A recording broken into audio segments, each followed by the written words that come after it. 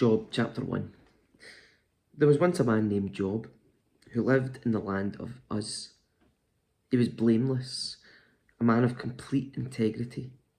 He feared God and stayed away from evil. He had 7 sons and 3 daughters.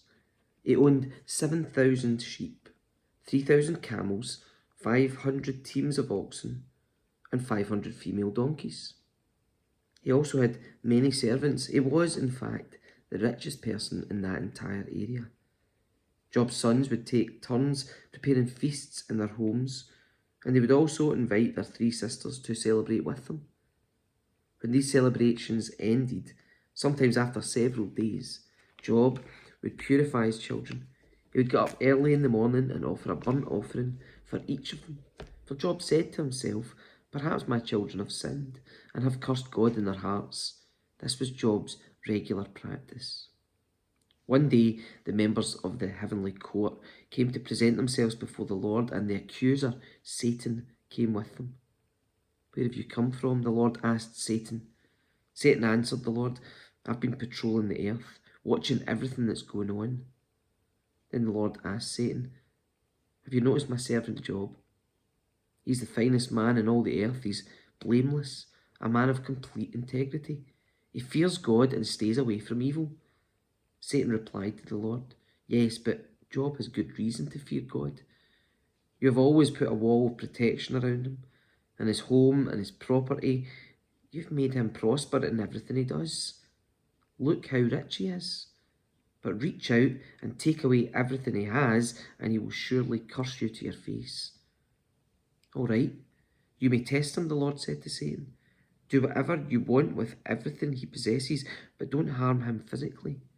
So Satan left the Lord's presence. One day, when Job's sons and daughters were feasting at the oldest brother's house, a messenger arrived at Job's home with this news: "Your oxen were ploughing, with the donkeys feeding beside them, when the Sabeans raided us. They stole all the animals and killed all the farmhands. I'm the only one who escaped to tell you." While he was still speaking, another messenger arrived with this news: "The fire of God has fallen from heaven and burned up your sheep and all the shepherds. I'm the only one who escaped to tell you." While he was still speaking, a third messenger arrived with this news: "3 bands of Chaldean raiders have stolen your camels and killed your servants. I'm the only one who escaped to tell you." While he was still speaking, another messenger arrived with this news: "Your sons and daughters were feasting in their oldest brother's home. Suddenly a powerful wind swept in from the wilderness and hit this house on all sides. The house collapsed, and all your children are dead. I'm the only one who escaped to tell you." Job stood up and tore his robe in grief. Then he shaved his head and fell to the ground to worship. He said, I came naked from my mother's womb, and I will be naked when I leave. The Lord gave me what I had, and the Lord has taken it away. Praise the name of the Lord." In all of this, Job did not sin by blaming God.